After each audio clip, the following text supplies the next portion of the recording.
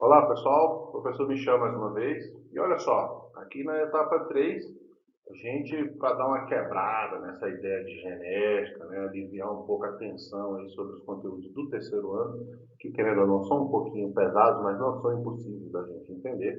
Olha só, nós vamos falar aqui, ó, de um tema já bem suave, tá? De um tema bem tranquilo, que é sobre a questão da ecologia, tá? Que querendo ou não, gente, ecologia também é uma ciência dentro da biologia, tá?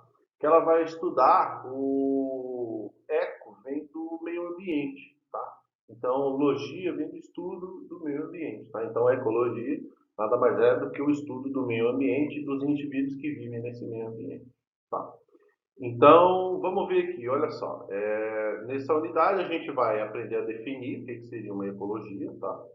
E nós vamos reconhecer os ecossistemas que nós temos aí, tanto no Brasil quanto em torno do nosso planeta, tá? Ou seja, essa aula ela tende a ser bem tranquila, bem bacana, para a gente poder dar uma aliviada aí na cabeça, tá? Então vamos lá, vamos começar.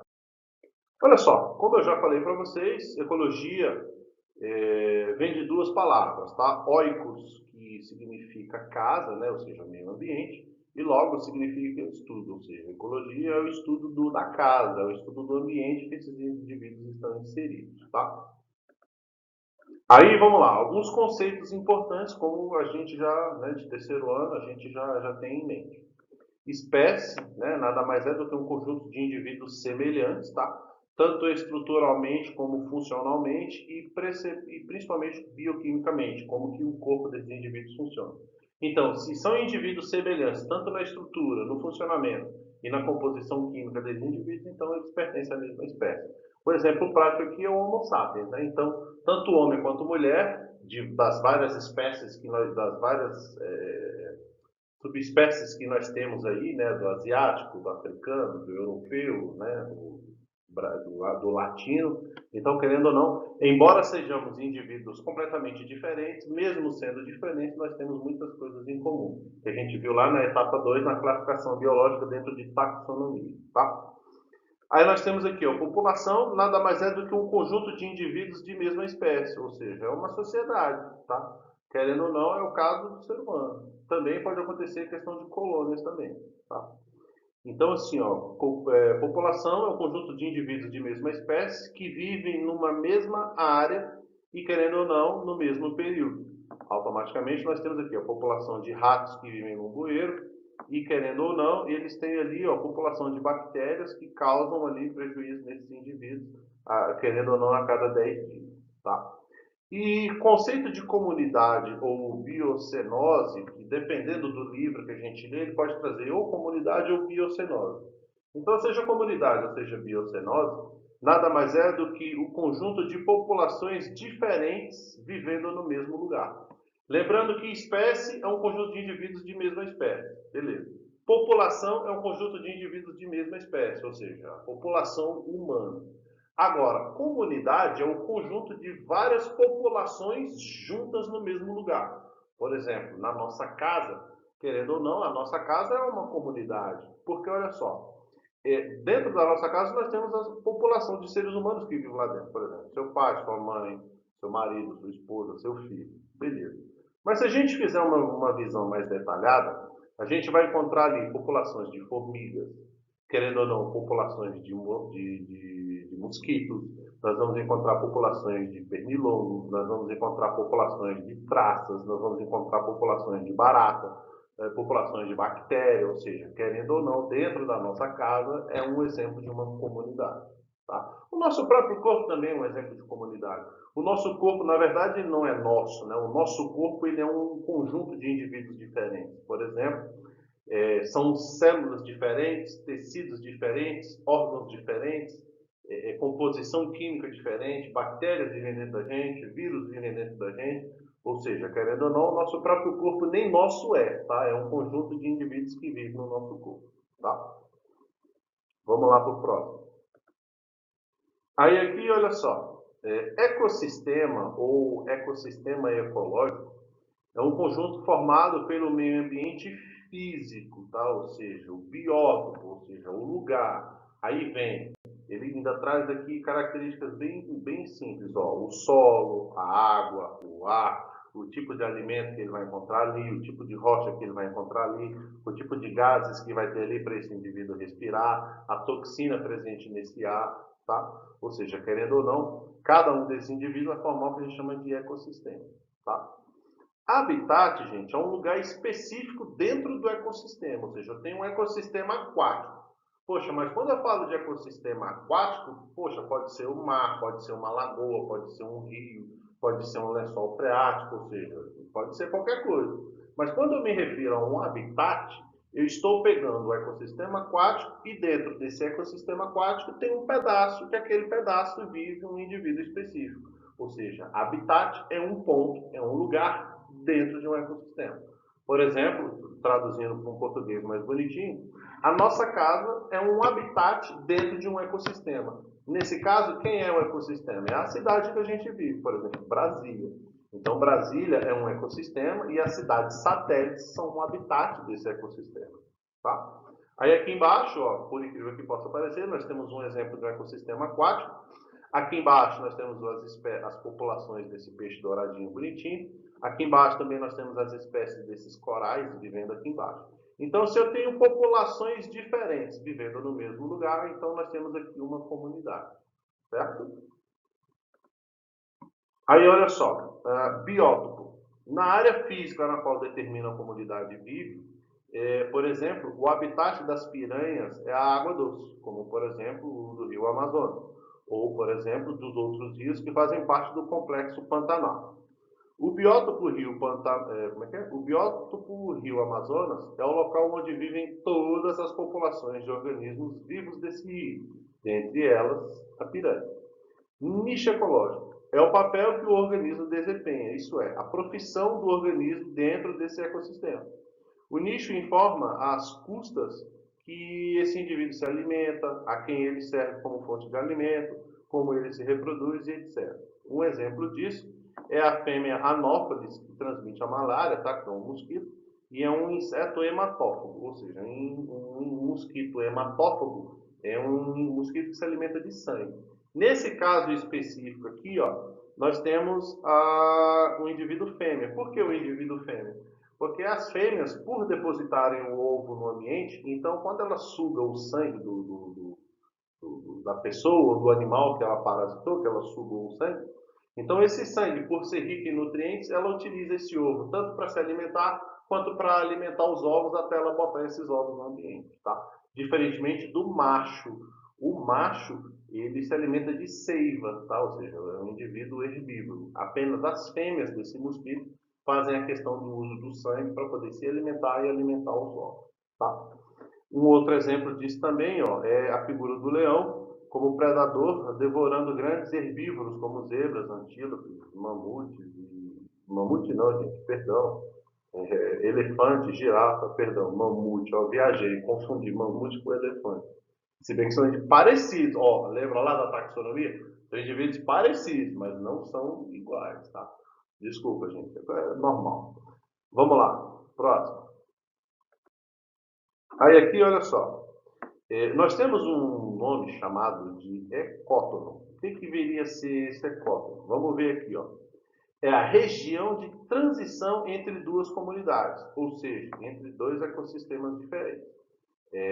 Se é uma região de transição, ou seja, é um ponto que separa o A e o B, existe um ponto, tá? E esse ponto é chamado de ecótono.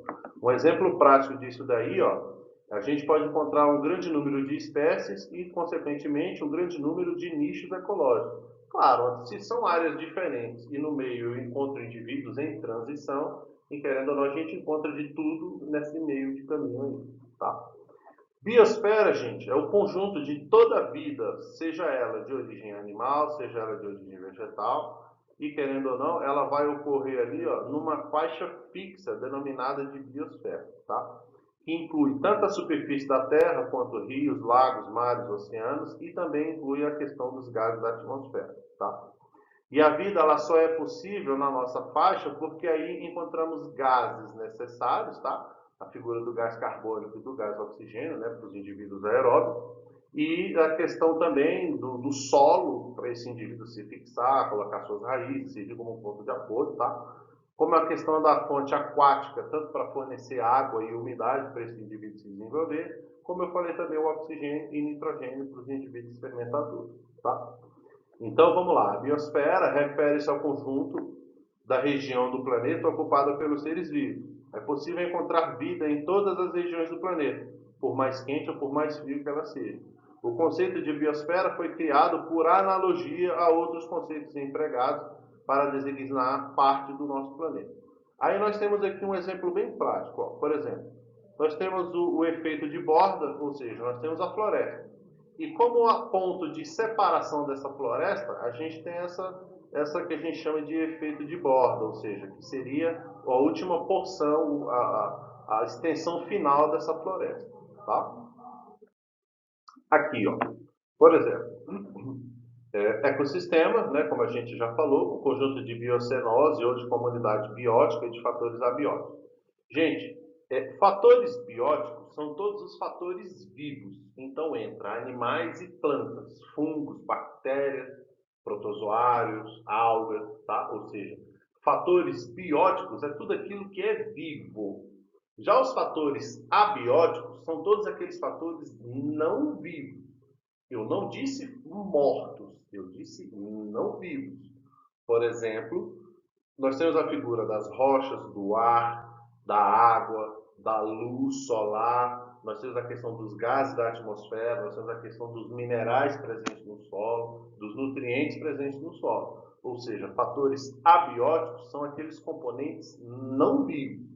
Agora, e o indivíduo morto? O indivíduo morto estava vivo um dia, não estava? Então ele era um fator biótico. Ele morreu, mas ele não deixou de ter vida e um dia também não deixou de ser vivo, tá? A gente precisa ter essa diferenciação em mente, tá? Então, olha só, ecossistema é formado pela biocenose, mais os fatores bióticos e os fatores abióticos interagindo junto, tá? Originando aí o que a gente chama de troca de matéria entre as partes vivas e as partes não vivas desse ecossistema, tá?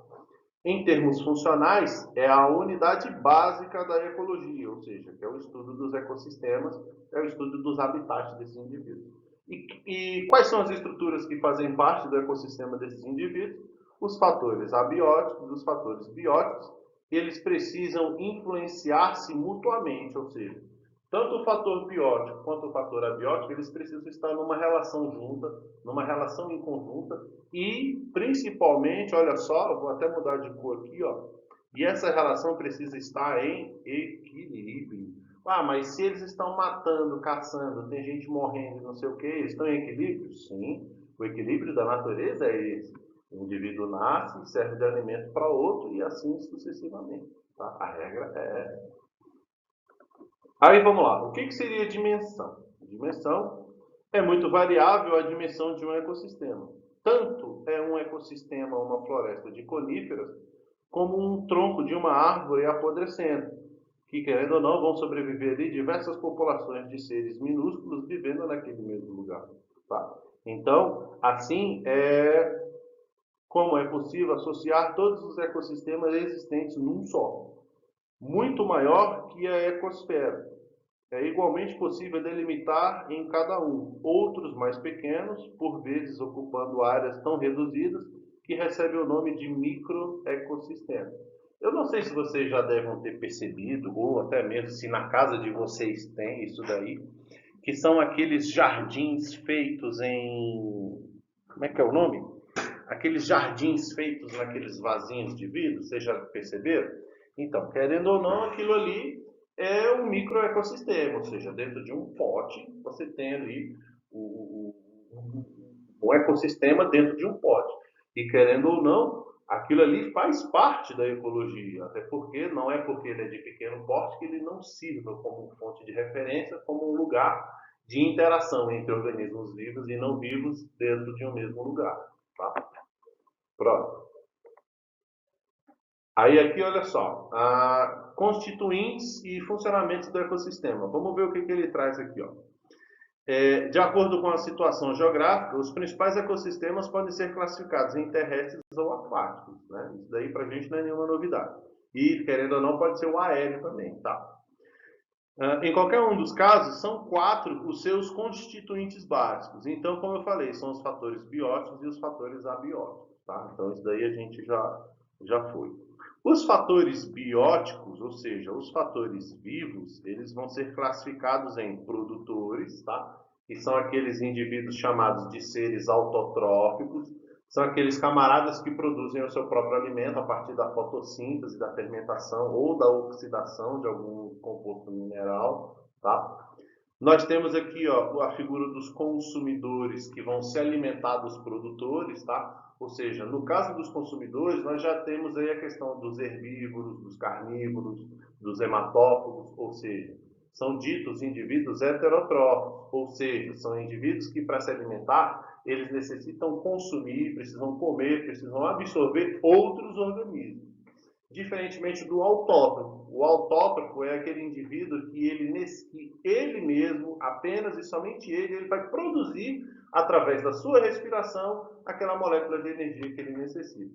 Que muitas das vezes é a figura da glicose, tá? Querendo ou não, gente, olha só que curioso. A fotossíntese é um processo de respiração, tá? E por ser um processo de respiração, o resultado dessa respiração é a glicose, que querendo ou não é um carboidrato.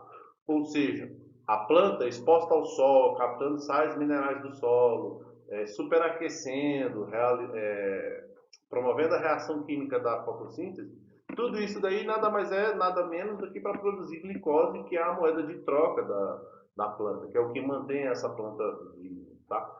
Um exemplo prático da produção dessa glicose, né, desse carboidrato, é o fruto. Eu imagino que você já deva ter se percebido ou se perguntado como que uma planta consegue produzir um fruto doce. Aí eu me lembro que uma vez eu escutava direto um caminhão que passava aí na rua, ele falava assim, ó, melancia rajada que nem cascavel, docinha que nem mel, plantada no açúcar, irrigada com mel, alguma coisa assim, né? Esses caminhões que vendem melancia. Então aí eu ficava pensando assim, gente, mas vamos analisar a propaganda do cara. Ele falava que a melancia era rajada que nem cascavel. Bem, aí você compara a cascavel com a melancia. Bem, então essa melancia ela deve ser bem bonita, né? Aí ele falava assim, docinha que nem mel. Bem, então você imagina, alguma coisa tão doce quanto o mel. Poxa, então além de bonita, ela ainda é gostosa. Aí ele falava assim, plantada no açúcar e irrigada com mel. Aí você fala, caraca, mas se ela era plantada no açúcar e irrigada com mel, então ela é extremamente doce, né? Então, além de bonita, é extremamente doce. Então, querendo ou não aí, nós temos essa questão aí do indivíduo, tá? E por fim, nós temos a figura dos decompositores, tá? Querendo ou não, esses decompositores aí, ó, são os indivíduos que vão pegar toda essa matéria orgânica, toda essa matéria viva que morreu e está na superfície do solo e vai decompor essa carcaça. Vai retirar dessa carcaça os nutrientes dessa carcaça e devolver para o solo. E no solo estão as raízes dos produtores que vão nutrir as raízes dos produtores, né, no caso das plantas, e esse ciclo vai ser contínuo enquanto durar aí a vida na Terra, tá? No caso dos decompositores, nós temos a figura aí das plantas, das bactérias e dos fungos, tá? Que querendo ou não são ditos como organismos decompositores. Então são eles aí que vão fazer essa questão aí dessa renovação desse ciclo de energia, tá? Aí olha só, vamos ver aqui os fatores limitantes de um ecossistema. Então olha só, nós temos aí os fatores abióticos. Vamos ver como que seria a limitação dos fatores abióticos. Então olha só, seria o conjunto de todos os fatores físicos que podem incidir sobre uma comunidade ou de uma certa região. No caso aí, ó, eles podem influenciar tanto o crescimento quanto a atividade e principalmente as características dessa população. Por exemplo, o isolamento geográfico. Por exemplo, uma população de uma determinada ave ou a população de uma determinada lagarta que vive numa ilha. Como que ela vai ter contato com outros indivíduos? Nem de nenhuma forma. Ela não está isolada geograficamente, ela não consegue nadar e não consegue voar, como é que ela vai se deslocar, tá? Então, é uma barreira física que, querendo ou não, ela pode alterar o crescimento, ela pode alterar a atividade, e, querendo ou não, ela pode alterar as características desses indivíduos aí. Um exemplo prático é igual aqui no Brasil, lá no Rio de Janeiro, a Ilha das Cobras, né? A Ilha das Cobras, existem as cobras mais venenosas do mundo. Aí você fala assim, poxa, mas como que essas cobras chegaram lá? Bem, na verdade, o deslocamento dessa massa de água que nós temos ao longo da história do planeta Terra, a Ilha das Cobras, num passado distante, era terra, ou seja, as cobras elas tinham contato com o continente, né? Mas aí, a partir do momento em que houve essa movimentação e o deslocamento dessa massa de água, por ser uma área montanhosa, então a partir do alagamento dessa região aí, o que era terra virou água. E quem estava nessa parte de rocha ficou isolado. E automaticamente os ancestrais que ficaram nessa porção, nessa ilha das cobras hoje, eles precisaram competir com as outras cobras que tinham lá. E, querendo ou não, com o passar do tempo, a evolução desses indivíduos vivendo suprimidos e apertados no mesmo lugar, fez com que esses indivíduos fossem desenvolvendo venenos cada vez mais tóxicos, venenos cada vez mais agressivos. E por isso que, querendo ou não, à medida que essas cobras foram se reproduzindo, foram se desenvolvendo, elas foram também favorecendo o aparecimento de novos venenos cada vez mais tóxicos. Tá? E aqui embaixo, olha só, os diferentes fatores abióticos podem agrupar-se em dois tipos principais, como, por exemplo, os fatores climáticos e os fatores edárficos. O que viria a ser esses fatores edárficos? Ou seja, o fator da composição química do solo e, preferencialmente, aquilo que tem no solo para servir de alimento para aquele indivíduo. Traduzindo no português mais bonitinho, são fatores relacionados ao solo, tá? A condição que aquele solo vai oferecer para o indivíduo se desenvolver, tá?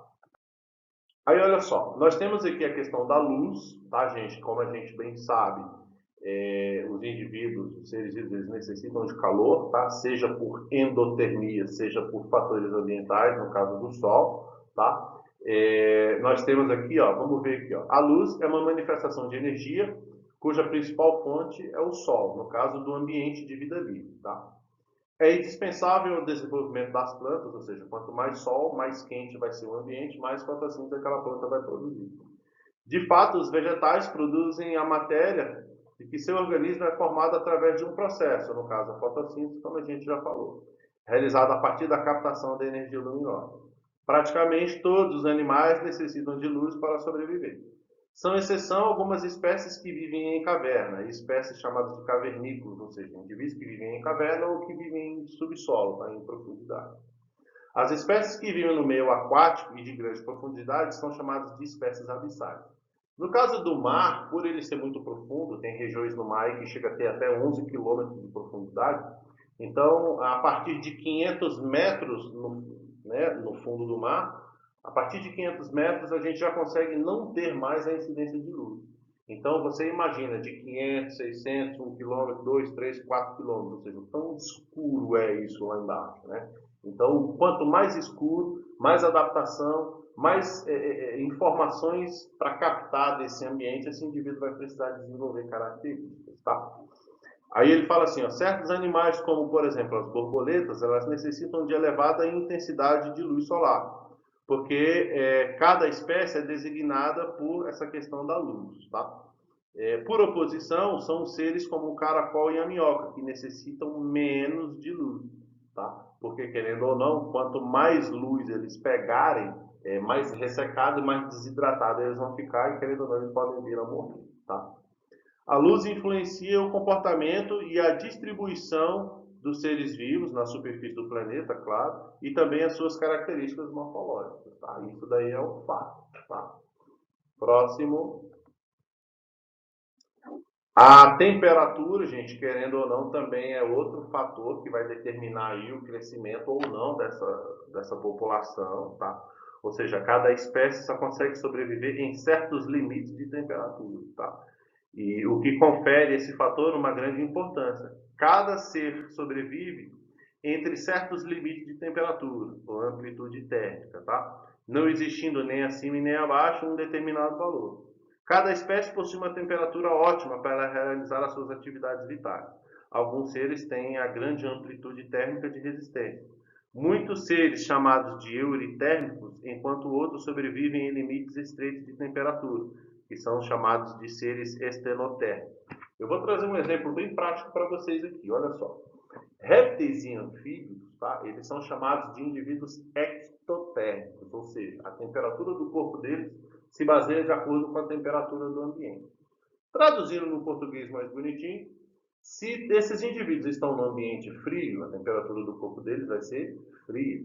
Se esses indivíduos estão no ambiente quente, a temperatura do corpo deles vai ser quente. Diferentemente de nós, seres endotérmicos, ou seja, o calor do nosso corpo ele vem do lado de dentro, não vem do lado de fora.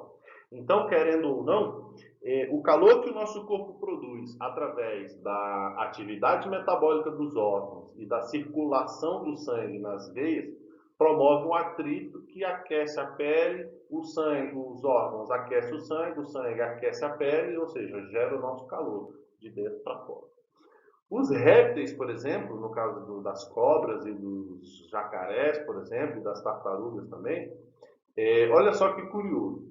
Quando esses indivíduos, no caso do jacaré e das cobras, quando eles se alimentam, quando eles caçam, o que eles comem, eles precisam ficar expostos ao sol. Por que expostos ao sol? Por serem chamados de indivíduos ectotérmicos, o sangue deles é frio, tá? Então, se esse indivíduo, ao caçar, né, ao comer, ficar com esse alimento no estômago, se esse indivíduo não aquecer o seu sangue exposto ao sol, esse alimento no estômago desse indivíduo vai entrar em decomposição. E entrando em decomposição, não sendo digerido, esse indivíduo pode se auto-intoxicar. E o indivíduo na vida livre, com intoxicação gastrointestinal, é praticamente um indivíduo morto, tá? Então, querendo ou não, se ele não vier a aquecer o sangue exposto ao sol, esse sangue quente não vai fazer a digestão daquele alimento vai entrar em decomposição, vai estragar dentro daquele indivíduo e automaticamente ele vai morrer, tá? Então, querendo ou não, essa questão aí da exposição ao sol, ela é muito importante para fazer a digestão desses alimentos, tá? Vamos ver aqui, ó. Não, a gente já leu, né? Então tá, vamos lá. Água. Gente, a água não precisa nem sombra de dúvida nenhuma que a água é essencial à vida, né? Então vamos ver aqui, ó. É fator limitante na extrema importância para a sobrevivência de uma comunidade, além de seu envolvimento nas atividades celulares de todo o organismo vivo, tá?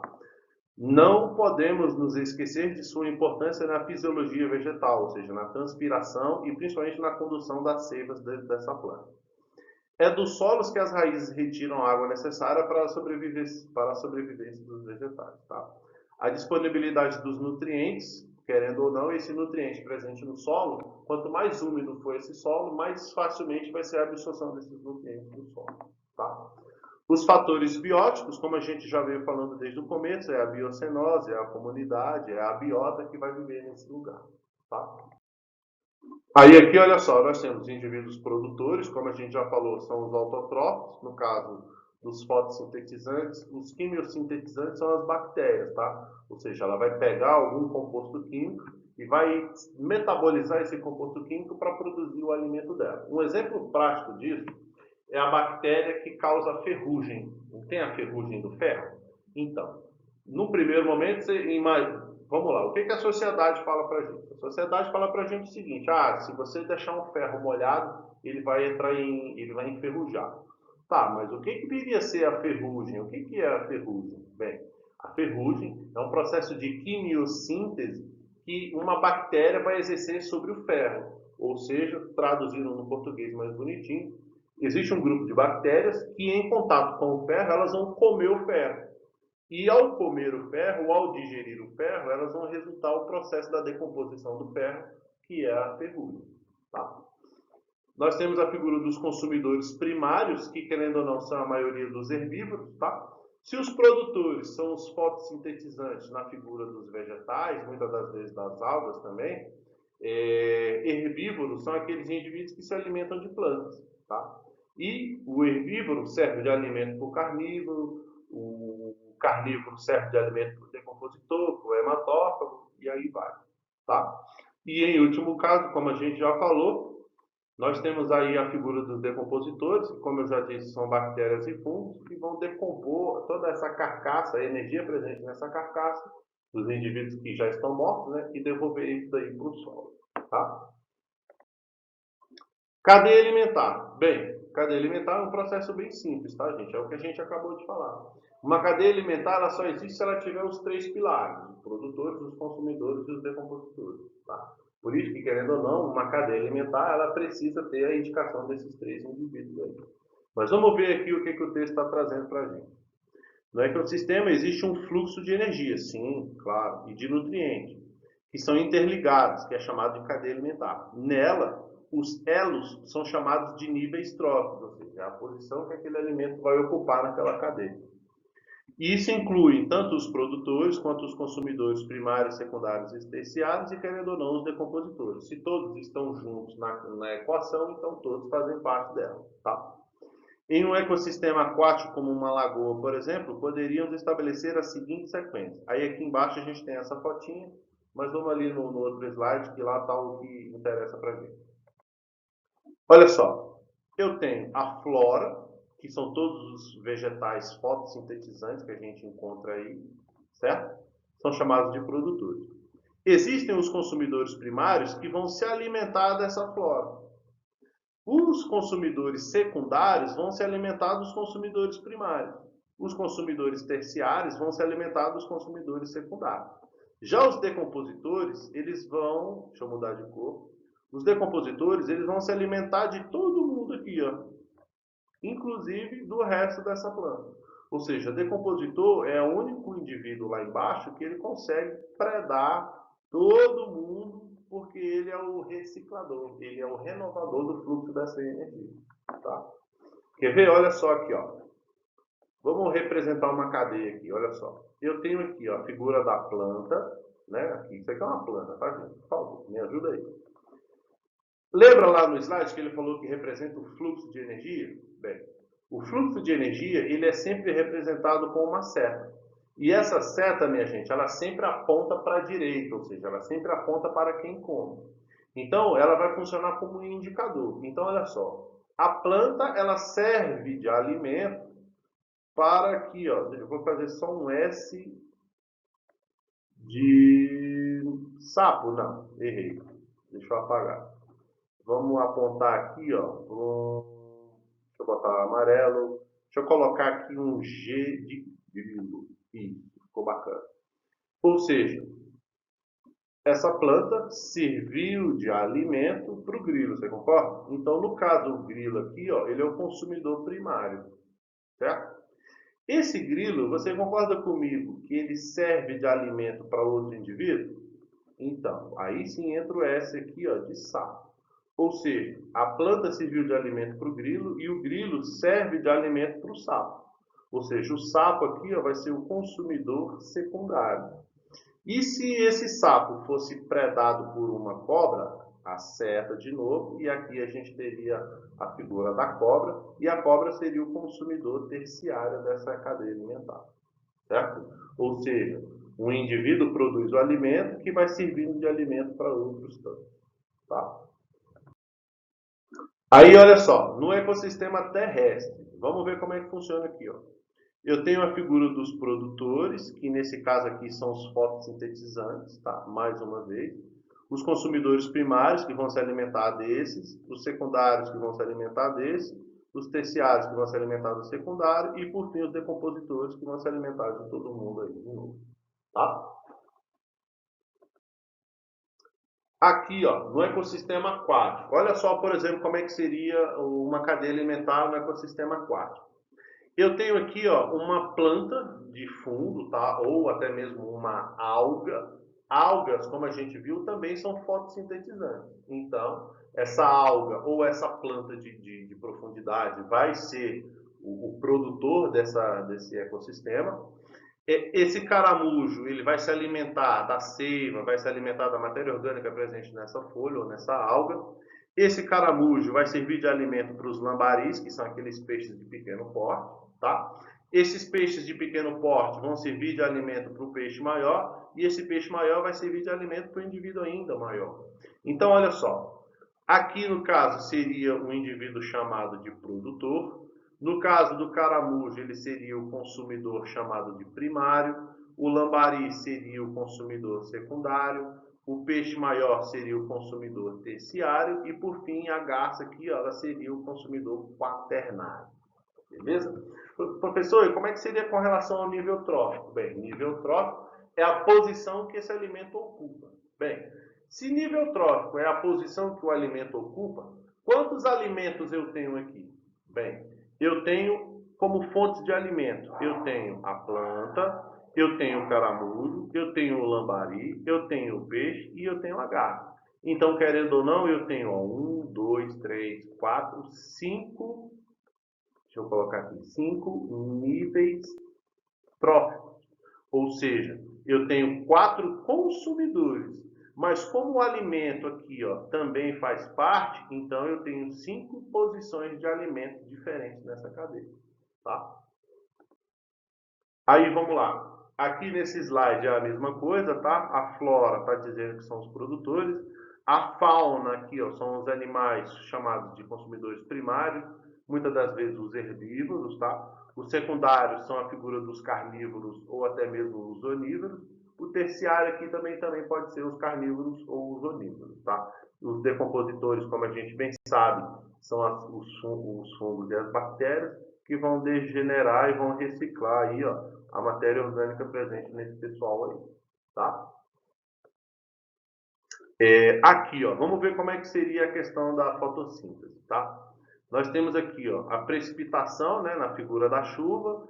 Essa chuva umedeceu o solo, esses nutrientes diluídos nessa água vão ser absorvidos pelas raízes, vão ser chamados aqui, ó, de seiva bruta, tá? Seiva bruta. Pera aí, deixa eu apagar aqui. Vamos lá. Seiva. Deixa eu ver se eu consigo escrever com o mouse. Ó. Seiva. Vamos ver se eu faço um B. Aí, ó. Seiva bruta. Seiva bruta, gente, são os nutrientes que entram pelas raízes, tá? Uma vez que essa seiva bruta entra, ela é depositada nas folhas. Nas folhas, nós temos o pigmento da clorofila, tá? A clorofila, ela interage diretamente com o sol. Então, a incidência de raio solar sobre a folha, sobre a clorofila, vai aquecer essa folha vai aquecer a seiva bruta e produzir o que a gente conhece como seiva elaborada, que é a seiva rica em glicose, rica em carboidrato, que promove aquele grude, né, aquela cola que muitas seivas têm. Tá? E querendo ou não, essa seiva elaborada é o que serve de alimentação para todas as outras estruturas da planta, inclusive para as próprias raízes. Tá? Aí nós temos aqui, ó, a figura da fotossíntese, como a gente já falou. Esse produtor libera o seu fruto no solo, esse fruto serve de alimento para o consumidor primário, no caso aqui o coelho. Esse coelho, como a gente bem sabe, ele é um herbívoro. Ao produzir a carne no seu corpo, esse herbívoro serve de alimento para um carnívoro, no caso aqui um consumidor secundário. Tá? Se tivesse aqui a figura de uma onça, por exemplo, essa aqui poderia estar alterada, porque a onça podia ser o consumidor secundário ou ela podia ser o consumidor terciário aqui, no caso, consumido da raposa. Tá? Diferentemente aqui, ó, os restos da árvore, os restos do coelho, os restos dessa raposa, eles iriam estar expostos ao solo e exposto ao solo, os decompositores atacariam isso daí, tirariam dessa carcaça os nutrientes e colocariam no solo, fertilizando o solo de novo. E aí essa planta retira esses nutrientes do solo e tudo começa de novo aí, ó, promovendo um ciclo perfeito aí. Certo? Teia alimentar. Gente, a teia alimentar é a mesma coisa da cadeia alimentar, só que numa proporção muito maior e fora de ordem, tá? Vamos ver o que está trazendo aqui, ó. Podemos notar, entretanto, que a cadeia alimentar não mostra o tão complexas são as relações tróficas entre um ecossistema. Sim, porque a cadeia alimentar ela é uma visão introdutória de como funciona a distribuição desse alimento na cadeia. Tá? Diferentemente da teia, que ela já é um processo muito mais avançado, um processo muito mais complexo. Tá? Aí ele fala assim, ó, para isso, utiliza-se o conceito de teia alimentar, ao qual representa uma verdadeira situação encontrada em um ecossistema, ou seja, em várias cadeias interligadas simultaneamente. Vamos ver o que é que acontece aqui no próximo slide, olha só. Olha só como que funciona. Eu tenho aqui, ó, 3 produtores, você concorda? Mas esses 3 produtores, eles estão servindo de alimento para esse tanto de gente aqui, ó. Por exemplo, vamos lá, vamos pensar aqui, pensa comigo, ó. Essa planta, esse arbusto está servindo de alimento para a zebra. Tá? A zebra, muitas das vezes, ela serve de alimento para a onça. Tranquilo? Mas dependendo da sucuri, de uma cobra de grande porte, ela também pode servir de alimento para essa sucuri. Tá? A alface aqui, ó, o repolho, está servindo de alimento para o coelho, mas o coelho ó, serve de alimento para a cobra, serve de alimento para a onça, dependendo também serve de alimento para o gavião, tá? Ou seja, indivíduos cada vez maiores. Tá? Essa florzinha, esse pólen, serve de alimento aqui para esse besouro. Esse besouro ele serve de alimento aqui para o lagarto. Esse lagarto serve de alimento para a raposa, serve de alimento para uma ave maior. Ou essa flor pode servir de alimento para um roedor. Esse roedor pode servir de alimento para um tanto de gente, olha só. Ou seja, a cadeia alimentar ela é só uma introdução para a gente cair na teia alimentar. E querendo ou não, olha só, percebam aqui ó, que a seta ela sempre continua apontando para quem serve, para quem come. Lembra disso? Ou seja, a seta indica que esse indivíduo serve de alimento para aquele outro. Tá? Não esqueçam sempre de colocar a seta apontando para quem está comendo. Professor, o que acontece se eu inverter a seta? Bem, se você inverter a seta, a sua cadeia vai ficar errada. Como que uma onça vai servir de alimento para uma raposa? É impossível. Ou como que um lagarto vai servir de alimento para um besouro? Né? Ou um besouro vai servir de alimento para uma planta? Tá? Então, assim, se você inverter, a sua cadeia vai estar errada. Tá? Cadeia de detritivos. Como o próprio nome já diz, são indivíduos que se alimentam de restos. Tá? No caso aqui, ó, um exemplo perfeito é a galinha. A galinha come tanto minerais, carne, inseto, grão, ou seja, é um animal que come de tudo. Tá? Então, querendo ou não, o tal da galinha caipira, né? Galinha caipira, ela come o que tiver pela frente.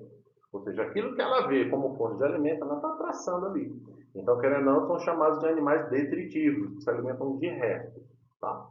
E aí, ó, querendo ou não, por exemplo, ó, um caso onde a galinha come animais, por exemplo, a galinha come minhoca, tá? No caso, a galinha come formiga, a galinha come besouro, querendo ou não, a galinha também ela come escorpião, tá, gente? A galinha é o predador natural do escorpião, tá?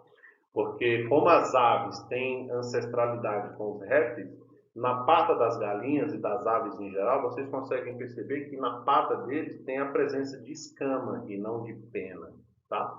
Então essas escamas ainda são vestígios reptilianos, tá? Então, no caso, quando a galinha, na presença do escorpião, ela vai lá e pisa no escorpião. Como o escorpião tem o ferrão, ele vai tentar picar a pata da galinha, mas como ela tem essa placa córnea protegendo o pé, então ele pode picar ali, mas ele não vai injetar o veneno. A galinha, percebendo que aquela parte ali é perigosa, ela vai lá, numa bicada, ela corta o ferrão do escorpião e automaticamente ela vai predando o escorpião. Tá? Então a galinha é o predador natural do escorpião.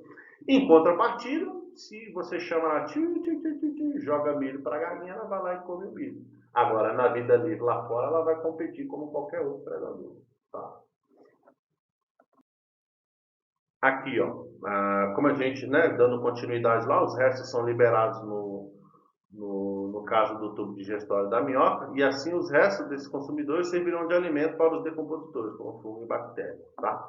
Aí aqui no caso, ó, nós temos a siriema predando essa cobra aqui, tá? Siriema também é um detritivo, tá, gente? Ela come, olha só, o canelão da siriema. Essa canela comprida dela aqui, ó, é uma característica adaptativa, tanto para ela poder consumir a cobra e os demais animais peçonhentos que ela come, tá?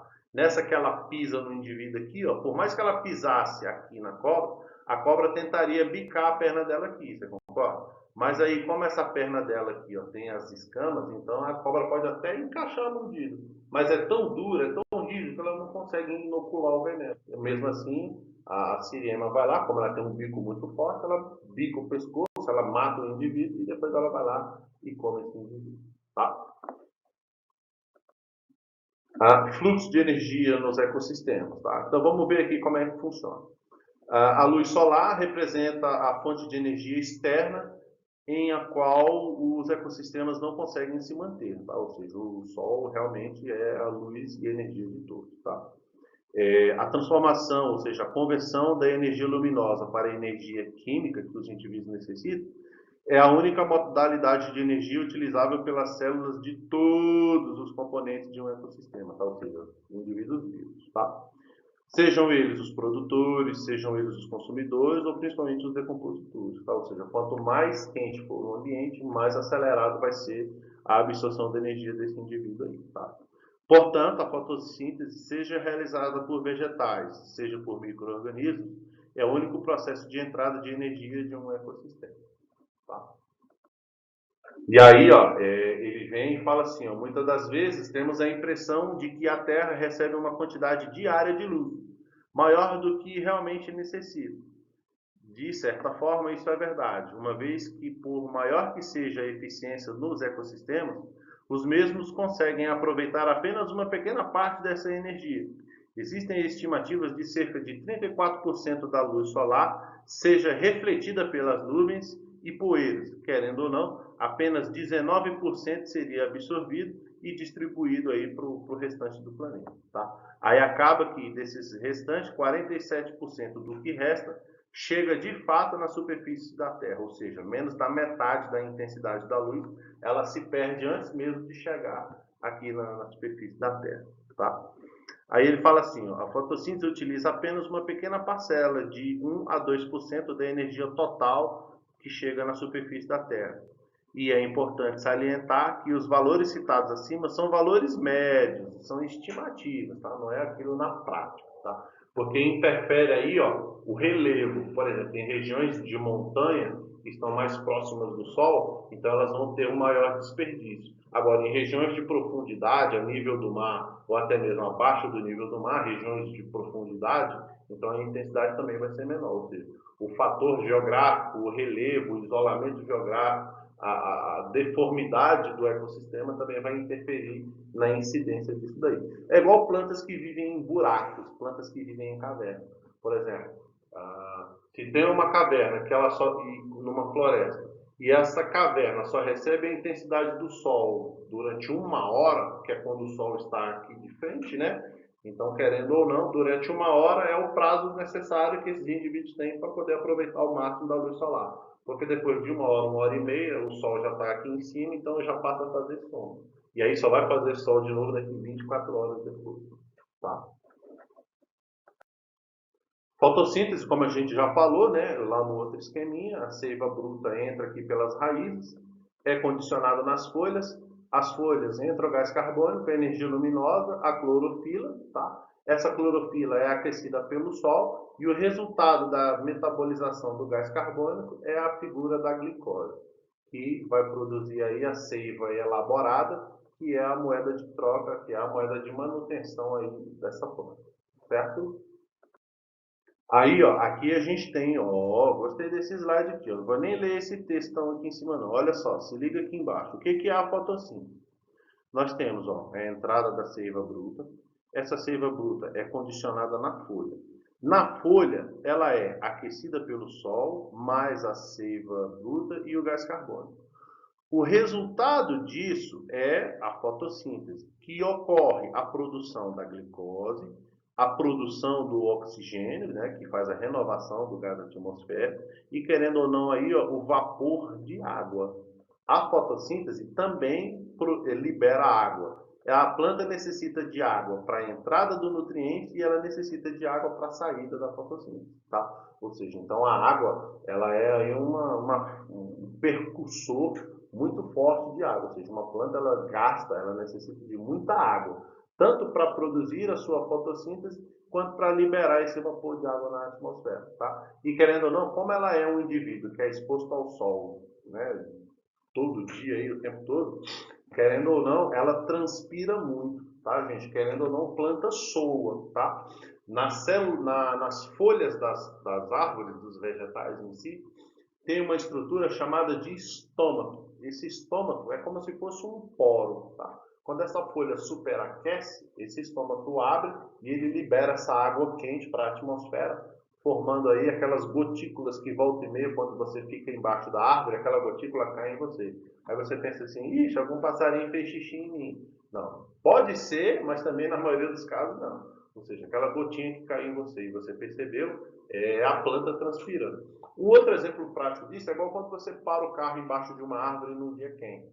Depois, quando você vai lá buscar o seu carro está todo respingado, ou seja, aquilo ali é a transpiração da planta, ou seja, ela gastou muita água para poder aguentar aquele calor todo, tá? Aí aqui, para finalizar, ele vem assim, ó, outro aspecto importante é o fato de que a quantidade de energia disponível diminui à medida que é transferida para outro nível trófico. Ou seja, por exemplo, olha só, eu tenho aqui ó, a planta que serve de alimento para o nosso amigo grilo. O nosso amigo grilo serve de alimento para o nosso amigo sapo. Esse sapo serve de alimento para a cobra. E a cobra serve de alimento aqui para a águia. Beleza? Vamos colocar aqui, né? Aí olha só. Esse grilo, quando ele se alimenta dessa planta, ele está retirando e está aproveitando 100% da energia dessa planta. A energia contida no grilo que veio da planta passa para o sapo. Mas quando a cobra absorve o sapo, não é a mesma energia da planta. Ou seja, ela veio reduzida. E principalmente ainda mais para a águia quando preda essa cobra. Ou seja, a águia vai precisar predar muito mais cobras para poder conseguir uma energia suficiente, completamente diferente do grilo, que ao comer ali um pouquinho de planta, ele já tirava 100% da energia dessa planta. Tá? Ou seja, por exemplo, aqui, ó, do sapo para frente, tanto a cobra quanto a águia, eles vão precisar comer mais vezes para obter mais energia para poder sobreviver. Tá? Aí vem aqui, ó, e por que isso ocorre? A exemplificação para este decréscimo de energia, de nível trófico para o outro, é o fato de que cada organismo necessita de grande parte de energia absorvida para a manutenção das suas próprias energias vitais. Mas isso é claro, E a gente não come para poder obter do alimento a energia que a gente necessita? Beleza, a gente tirou, a gente está aproveitando essa energia.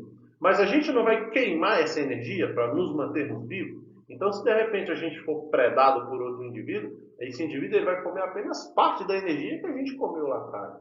Então, o predador ele sempre vai precisar predar mais, maior quantidade, para dessa mais e dessa maior quantidade ele poder retirar a quantidade de energia necessária para ele sobreviver. Tá? E aqui, gente, olha só, mais uma vez a gente chega no nosso exercício sagrado de cada dia, tá? Então, aquele mesmo esquema. Vou pedir para você pausar o vídeo, tenta responder, daqui a pouco você volta, dá play de novo, que aí a gente corrige, tá? Vai lá, dá pausa aí. Bem, eu imagino que você tenha dado pausa no vídeo, né? Então, vamos lá. Vamos ver essa número 1 aqui, ó. Vamos ver. Ao dizer que uma espécie pode ser encontrada e o que faz no lugar onde vive, estamos nos informando respectivamente. Nós estamos falando, bem, se nós estamos falando de uma espécie que só pode ser encontrada em um lugar específico, então a gente só pode estar falando aí ó, de um habitat e de um ecossistema. Certo? Tranquilo? Número 2. O cogumelo shiitake é cultivado nos troncos e suas vivas nutrem-se de moléculas orgânicas componentes na madeira. Uma pessoa, ao comer o cogumelo shiitake, está se comportando como? Gente, olha só que curioso. Vamos lá, vamos representar, tá? Como é que é? O tronco de madeira está servindo de alimento para o cogumelo. Aí, uma pessoa vai lá e come o cogumelo. Deixa eu tentar fazer uma pessoinha aqui, ó. Então, vamos lá. A madeira não é o produtor? O fungo não está se alimentando da madeira? Então, o fungo aqui, ó, ele é o consumidor primário. A pessoa, quando está se alimentando do cogumelo, ela não é o consumidor secundário? Então, uma pessoa, ao comer o cogumelo, está se comportando como, letra C, consumidor secundário. Mamão demais essa questão. Tá? Marca alternativa que contém os organismos indispensáveis para manter um ecossistema. Bem, nós temos aí ó, a figura dos indivíduos indispensáveis. Então, os indispensáveis aí ó, são os produtores, os herbívoros e os decompositores. Tá? Porque o produtor precisa produzir, o herbívoro precisa comer e o decompositor também precisa reabsorver isso daí. Tá? Beleza, gente? Então, Espero que vocês tenham gostado aí da nossa aula de ecologia. Qualquer dúvida vocês podem recapitular o vídeo, tá? Ou então vocês podem fazer uma pesquisa independente no YouTube, ou qualquer coisa a gente se encontra aí na plataforma da escola, beleza? Um abraço para vocês, até a próxima.